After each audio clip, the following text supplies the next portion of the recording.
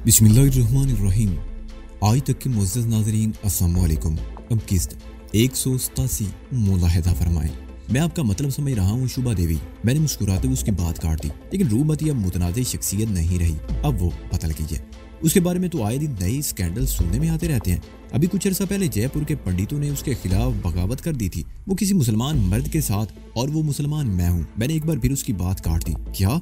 वो चल पड़ी और इस तरह देखने लगी जैसे मेरी बात का यकीन ना हो। यह दुरुस्त है, मैंने कहा। बात का बतंगड़ बनाने में कुछ लोगों को कमाल हासिल होता है। बात वो नहीं थी जिसका चर्चा हुआ था। असल किस्सा यूं है कि बलवंत सिंह नामी एक बदमाश जो अपने आप को चित्तौड़ सिंह का राजकुमार कहता था, उसे परेशान कर रहा था। मैंने उसके खिलाफ रूमती की मदद की थी। मैं चंद लम्हों को खामोश हुआ और फिर उसे पूरा किस्सा सुनाने लगा। गुलामों की मंडी वाला हिस्सा मैंने गोल कर दिया। शुभा बड़ी दिलचस्पी से मेरी बातें सुन रही थी। मैं आखिर में कह रहा था, बात सिर्फ इतनी सी थी। बदकिस्मती से मेरा एक अजली दुश्मन भी बलवंत सिंह के साथ मिल गया था। हमारे खिलाफ उनके पास ऐसी कोई बात नहीं थी जिस पर महाज खोला जा सकता। उन्होंने पंडितों को हमारे खिलाफ बहका दिया कि एक मुसलमान मर्द एक हिंदू औरत को जबरदस्ती अपने पास रखे हुए है। बात धर्म की हो तो लोग बड़े जज्बाती हो जाते हैं। वो असल बात जानने की कोशिश नहीं करते। धर्म की आड़ लेकर लोगों को भड़काना बहुत आसान होता है। मेरे और रूमती के मामले में भी यही कुछ हुआ था। हमारे खिलाफ वो पंडित और पुजारी थे जिन्होंने खुद धर्म को बर्बाद कर रखा था। मंदिर जैसी पवित्र स्थान को अय्याशी के अड्डे बना रखा था। उनके अपने करतूत तो काले थे, हमारा वो कुछ भी बिगाड़ नहीं सके। उसके बरक्स वो खुद तबाह और बर्बाद हो गए। ठाकुर भानु सिंह राजकुमारी रूपमती के स्वर्गवासी पति का दोस्त है। उसने इस मामले में हमारी बड़ी मदद की। वो एक सच्चा और खरा आदमी है। अगर आप यहाँ गेस्ट हाउस और रेस्टोरेंट बनाने के मामले में उसकी मदद लेना चाहें तो वो इनकार नहीं करेगा। अब मुझे कोई परेशानी नहीं, शुभा ने मुस्कुराते हुए कहा। तुम हो, सोनिया है, ठाकुर और रूपमती हैं, तो मुझे क्या परेशानी हो सकती है? मैं तो सैलानी आदमी हूँ, मैंने कहा। मेरा कोई भरोसा नहीं कब चला जाऊँ। अलबत्ता सोनिया तो आपके पास रहेगी और रूपमती और ठाकुर भी आपके पास होंगे। अगर आप गेस्ट हाउस बनाने के मामले में वाकई संजीदा हैं तो प्रोग्राम बना लीजिए। ठाकुर को यहाँ बुलाया जा सकता है या उनसे आपकी मुलाकात जयपुर में भी हो सकती है। अब तो संजीदगी से सोचना ही पड़ेगा, शुभा ने मुस्कुराते हुए कहा। लेकिन तुम कहाँ जाओगे हमें छोड़कर? मेरा कोई ठिकाना नहीं, मैंने जवाब दिया। मेरी मंजिल का कोई निशान नहीं। मैं तो पता नहीं कब तक कहाँ कहाँ भटकता रहूंगा। सोनिया इसी दौरान में उठकर अंदर जा चुकी थी। हम अभी बातें कर रहे थे कि वो तैयार होकर बाहर आ गई। उसने वही कल शाम वाला स्कर्ट और ब्लाउज पहन रखा था। दीदी, हम जरा बाजार तक जा रहे हैं, अगर आपको जाना हो तो गाड़ी मंगवा ली जाए, सोनिया ने करीब आकर कहा। नहीं भाई, फिलहाल मेरा कहीं जाने का मूड नहीं, तुम लोग जाओ, मैं यहीं ठीक हूँ, शुभा ने कहा। मैंने कुर्सी छोड़ दी और फिर 5 मिनट बाद मैं और सोनिया पहाड़ी की बल खाती हुई पगडंडी पर उतर रहे थे। इस वक्त शमला और हरिद्वार की तरफ से आने वाली 2 बसें अड्डे पर आकर रुकी थी और ज्यादा रौनक नवा में थी। उन बसों के मुसाफिरों में ज्यादा तादाद गैर मुल्कियों की थी। गैर मुल्की सेवाओं की हर पार्टी में 1-2 खूबसूरत और जवान लड़कियां जरूर शामिल थी। मैं सोनिया के साथ कुछ देर बाजार में घूमता रहा। उसने कुछ सौदा सलब खरीदा और कांटे की तरफ वापस चली गई, जबकि मैं आजादाना तौर पर कुछ देर घूमना चाहता था। तकरीबन 1 घंटे तक मैं बाजारों में घूमता रहा, फिर पहाड़ियों की तरफ निकल गया। शहर की तरफ की पहाड़ियों पर भी मंदिरों की भरमार थी। हर थोड़े फासले पर कोई ना कोई मंदिर जरूर नजर आ जाता। कई जगहों पर गैर मुल्की सेवाओं की टोलियां ढेरे जमाई नजर आई। पैसे बचाने के लिए लोगों ने रिहाइश का अपना इंतजाम कर रखा था। किसी पार्टी ने तो बाकायदा खैमा गाड़ रखा था और बहुत सी पार्टियां ऐसी थी जिन्होंने महज छूलदारियां लगा रखी थी। मैं दोपहर तक आसपास की पहाड़ियों पर घूमता रहा और मिलाकर कांटे ही वापस आ गया। सोनिया और शुभा उस वक्त भी कांटे के सामने कुर्सियों पर बैठी हुई थी। सोनिया मुझे देखती उठ गई। अरे कहाँ रह गए थे तुम? बैठो, मैं तुम्हारे लिए खाना गर्म करती हूँ।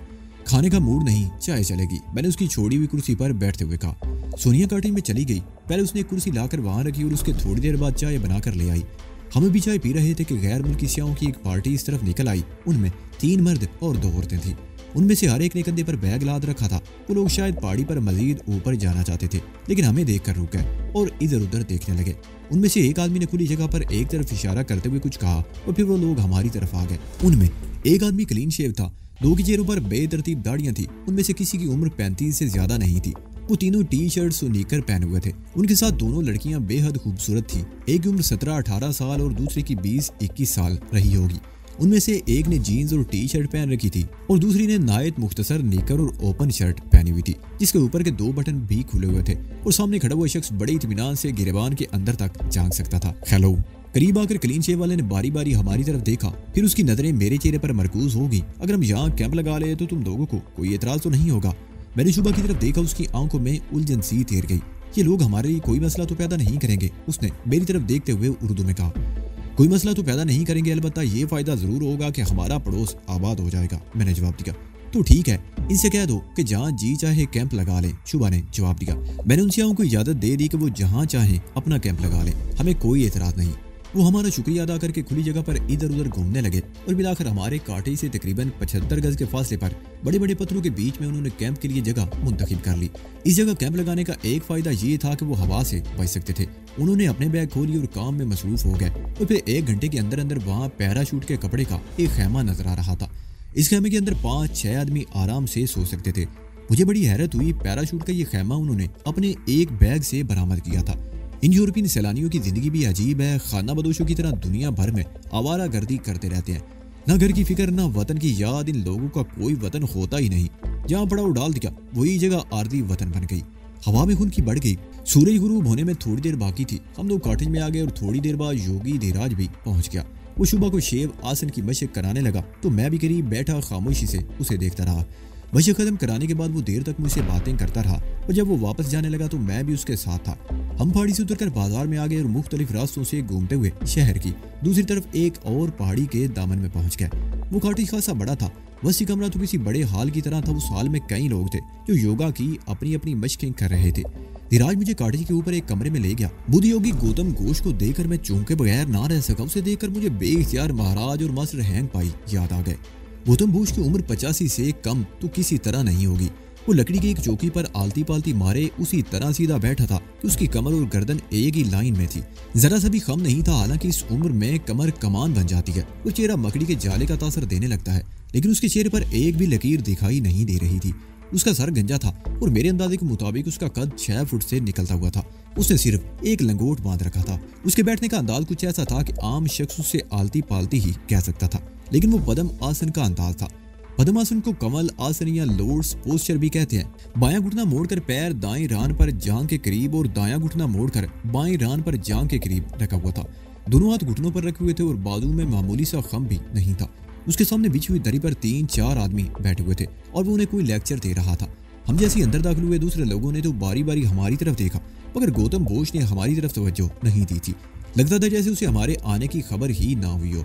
योगी धीराज ने मुझे आंख से इशारा किया और मैं भी दरी पर बैठे हुए उन आदमियों के पीछे पद्म आसन बनाकर बैठ गया।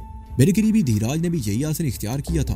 पद्म आसन योगा में एक बहुत ही खास अहमियत रखता है। इससे जिस्म में गदूदों की नशोनुमा होती है, जिससे हार्मोन्स पैदा होते हैं। इससे दिल, फेफड़े, मैदा, जिगर और तिली की कारकर्दगी पर खुशगवार असर पड़ता है। रीढ़ की हड्डी के मोड़ और पट्टों में लचक पैदा होती है। यह अंदाज़े नशिश जिस्म को सेहतमंद रखने में नहायत अहम किरदार अदा करता है और 70-80 या इससे भी ज्यादा उम्र में आदमी अपने आप को जवान महसूस करता है। मराकबे और इर्तिकाज की मशकों में भी आम तौर पर यही आसन इख्तियार किया जाता है। 10 मिनट गुजर गए और फिर गौतम घोष ने गहरा सांस लेते हुए ये निशस्त खत्म कर दी और पैर चौकी से नीचे लटका लिए।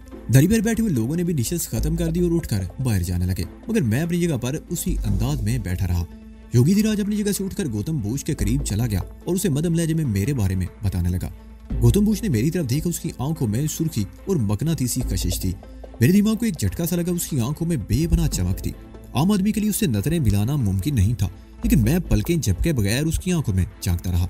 इस वक्त मुझे मास्टर हैंग पाई याद आ गया, जिसने शम्स बीनी के जरिए मेरी आंखों में बेपनाह कुव्वत पैदा की थी कि मैं सांप की तरह पलकें झपके बगैर घंटों अपने मुकाबिल की आंखों में झांक सकता था।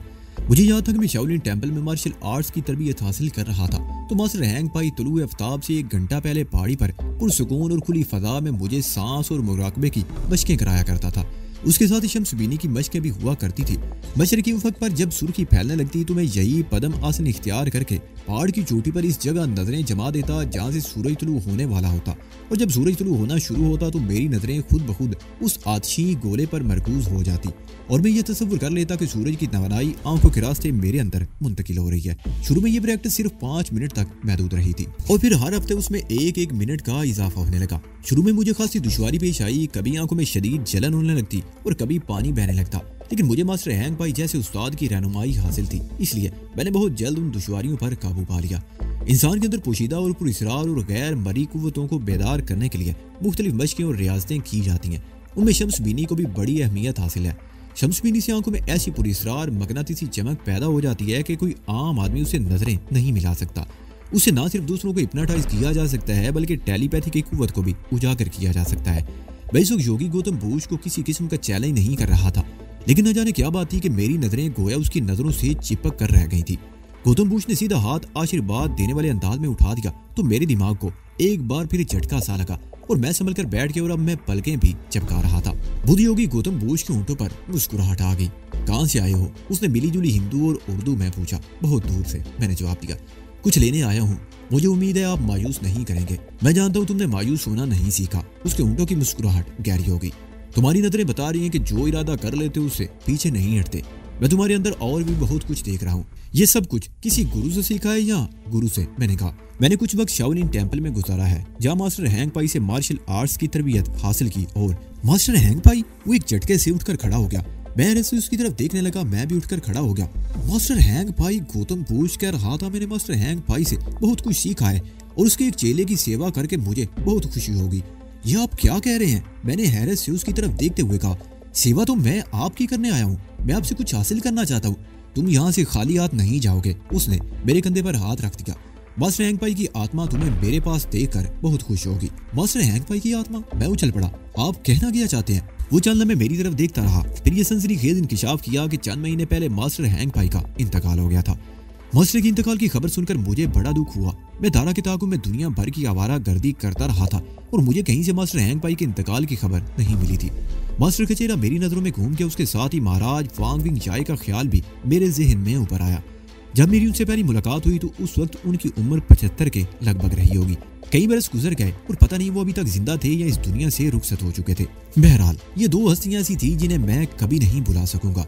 इन्हीं की मोहब्बत और मेहनत से मैं इस काबिल हुआ था कि न सिर्फ अपने दुश्मनों से इंतकाम ले सकूं बल्कि दुनिया वालों को अपने वजूद का एहसास भी दिला सकूं। मैं मुतमईन हो गया कि ठीक जगह पर आया था। हम देर तक मास्टर हैंग पाई के बारे में बातें करते रहे और फिर हमारा मौजू बदल गया और अब हम योग के बारे में बातें कर रहे थे। योगा की जन्मभूमि हिंदुस्तान से है, गौतम बुश कह रहा था। हिंदू फलसफे के मुताबिक लफ्ज ओम को सबसे मोतबर समझा जाता है। ये आत्मा या ब्रह्मा का निशान भी है। चुनाचे मुख्तलिफ जाब इस लफ्ज से किए जाते हैं। जाब के दौरान में इंसान दुनिया और माफिया से बेखबर हो जाता है और उस पर एक आलत सी तारी हो जाती है। लिहाजा इस महवियत के आलम में जाब करने वाली की गैर मामूली कुव्वतें बेदार होना शुरू हो जाती हैं, जिसके नतीजे में योगी बहुत सी गैर मरी कुव्वतें हासिल करने में कामयाब हो जाते हैं। हिंदू योगी इसे ओम का कमाल समझते हैं, हालांकि ऐसा नहीं है। योगा का कोई मजहब नहीं है। कोई भी योगी अपने धर्म के मुतबर्रक तरीन नाम से जाप करके कामयाबी हासिल कर सकता है। किसी भी रियादत या जाप में धर्म को नजरअंदाज नहीं किया जा सकता। हिंदुस्तान की तारीख पर नजर डालने से पता चलता है कि जिन्होंने फलसफे रियादत के जरिए मुख्तलिफ मज़हब की बुनियाद डाली राजे महाराजे थे। उनके राज उनके नजरियात के फरोग में बहुत ज्यादा मुआवन साबित हुए, लेकिन वो इस हकीकत को भूल गए कि इनसे ऊपर भी एक हस्ती मौजूद है जिसे कुव्वत का सरचश्मा कहा जा सकता है। 3000 साल कबल चंद्रगुप्त के दौर में पैदा होने वाला पतंजलि नामी शख्स न सिर्फ योगा का जद्दे अमजद माना जाता बल्कि उसकी थ्योरी को भी मुस्तनद तस्लीम किया जाता है। पतंजलि ने खुदा के वजूद पर जोर देते हुए इंसान को उसके फेल का मुख्तार बनाकर बावर कराया कि वो रियादत कामला के जरिए अपने अंदर खुदाई सिफात पैदा कर सकता है। वो कहता है कि इंसान को चाहिए कि वो अपनी जाती सिफात को मिटाकर हवास को मुर्दा कर दे ताकि रूह अजीम से जा मिले। इंसान फेल का खुद मुख्तार है, वो चाहे तो अपने आप में खुदाई सिफात पैदा कर सकता है। गौतम बुश चंद लम्हों को खामोश होकर मेरी तरफ देखता रहा, फिर बात जारी रखते हुए कहने लगा, जैसा कि तुम जानते हो कि इंसान में बेपनाह पुरस्रार कुव्वतें पोशीदा हैं। बाज़ कुव्वतें तो बगैर किसी की कोशिश और जिद्दोजहद के हासिल हो जाती हैं, लेकिन बाज़ कुव्वतें मुख्तलिफ कठिन रियाजतों और मशकों के जरिए ही हासिल की जा सकती हैं। माहिरीन योग ने पोशीदा और पुरस्रार कुव्वतों को मुनकशफ करने के लिए नित नए तजरीबात किए, भूख प्यास से अपने आप को निडाल किए और अरसा दराज तक अपने आप को अज़ीयतें देते रहे और बिलाखिर इन मख्फी और पुरस्रार कुव्वतों का सुराग लगा लिया और उन्हें उजागर करने के तरीके भी वज़ह किए। उन्हीं पोशीदा कुव्वतों में एक नहायत पुरस्रार और जबरदस्त कुव्वत कुंडलिनी है। गौतम बुश एक बार फिर खामोश हो गया। इस बार उसकी खामोशी कदरे तूल खींच गई और बिलाखिर वो बात जारी रखते हुए कहने लगा, माहिरीन योग के कहने के मुताबिक हमारी रीढ़ की हड्डी के निचले हिस्से में एक नागन कुंडली मारे सो रही है।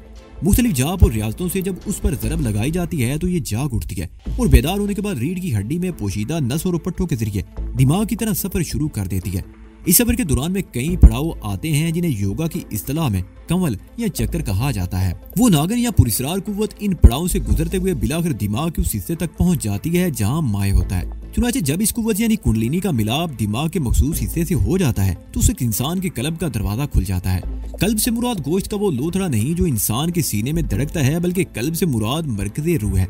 इस मिलाप के बाद योगी की मुशाहिदे की कुव्वत बढ़ जाती है। योगी पूरे तौर पर अपने कल्ब और जिस्म से अलहदा हो जाता है और उसका जिस्म मुकम्मल तौर पर उसके कंट्रोल में आ जाता है और इससे हैरत अंगेज काम लिए जा सकते हैं जिनका आम आदमी तसव्वुर भी नहीं कर सकता। गौतम बुश एक बार फिर खामोश हो गया। उसने धीराज को इशारा किया, वो उठकर बाहर चला गया। धीराज की वापसी 1 मिनट बाद हुई। उसने भी इशारे ही से गौतम बुश को कुछ बताया और अपनी जगह पर बैठ गया। गौतम बुश ने मेरी तरफ देखते हुए दोबारा कहना शुरू किया, इस पुरस्कार कुव्वत कुंडलिनी की बेदारी के बाद योगी अपने जिस्म से बिल्कुल अलहदा हो जाता है और वो जिस्म के हर अज़ू को कंट्रोल में ले आता है।